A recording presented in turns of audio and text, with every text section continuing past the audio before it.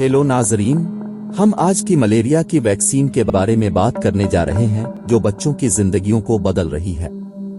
आलमी इदारा सेहत मलेरिया के लिए एक नई दवा से इत्तेफाक करता है। WHO के डायरेक्टर टेड्रोस अज़ानविन का कहना है कि ये एक अहम दिन है।